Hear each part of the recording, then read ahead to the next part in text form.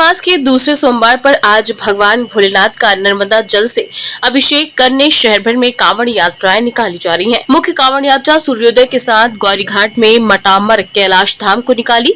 यात्रा का शुभारंभ बम भोले हर हर महादेव के जयकारों के साथ हुआ।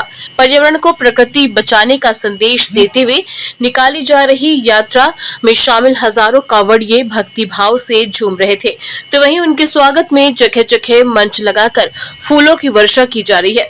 वहीं चारों ओर भक्ति संगीत से वातावरण भोलेमय हो गया। गौरी घाट से शुरू यात्रा रामपुर बंदरिया तिराहे से छोटी लाइन, शास्त्री पुल होते हुए बस स्टैंड, मालवीय चौक, बड़ा फुहारा, कामनिया सराफा चौक से खटीक मोहल्ला, बेलबाग से घमापुर चौक से होते हुए रांची खमरिया के लिए आगे बढ़ रही है। करीब 35 किलोमीटर लंबी यात्रा में कांवड़ियों का उत्साह देखते ही बन रहा है। यात्रा में धार्मिक, सामाजिक, राजनीतिक, सांस्कृतिक जगत के अनेक गणमान्य जनों के अलावा हजारों संख्या में शिव भक्त शामिल हैं। विजयवर्गीय तनखा सहित दिग्गज शामिल। कांवड़ यात्रा में प्रदेश सरकार में मंत्री कैलाश विजयवर्गीय, राज्यसभा सांसद विवेक तनखा, विधायक लखन घनघोरिया सहित अनेक दिग्गज नेता शामिल हुए। विजयवर्गीय ने यात्रा की भव्यता की सराहना करते हुए कहा कि ये बहुत अद्भुत है।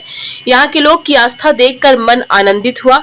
यही हमारे देश की विशेषता है। हमारे देश की संस्कृति, संस्कार, धर्म, आध्यात्म, यही देश की पहचान है।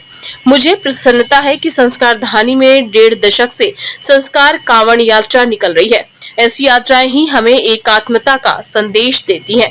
विवेक तनखा ने कहा कि यात्रा में हजारों लोग शिव भक्ति में लीन हैं, ये और अच्छी बात है, और कि यात्रा पर्यावरण को बचाने का संदेश देने के साथ ही निकाली जा रही है। बड़ा फुहारा में शरद अग्रवाल, डॉक्टर सुधीर अग्रवाल, जीवन सोनी, डॉक्टर शिवशंकर पटेल द्वारा कांवड़ यात्रा का स्वागत किया गया। सुनरहाई चौराहे पर सराफा एसोसिएशन की ओर से संस्कार कांवड़ यात्रा, भोलेनाथ की शाही सवारी, बर्फ से निर्मित शिवलिंग का पूजन अर्चन और स्वागत किया जा रहा है। मिलौनीगंज में गोविंदगंज रामलीला मैदान में शाही सवारी का स्वागत किया गया। रामलीला समिति के अध्यक्ष अनिल तिवारी के नेतृत्व में यहां धर्म सभा और भंडारे का आयोजन भी किया गया। बहुत अद्भुत है, लोगों की आस्था देखकर मन आनंदित हुआ है। यही हमारे देश की विशेषता है। हमारे यहाँ संस्कार, संस्कृति, धर्म, अध्यात्म, यही देश की पहचान है।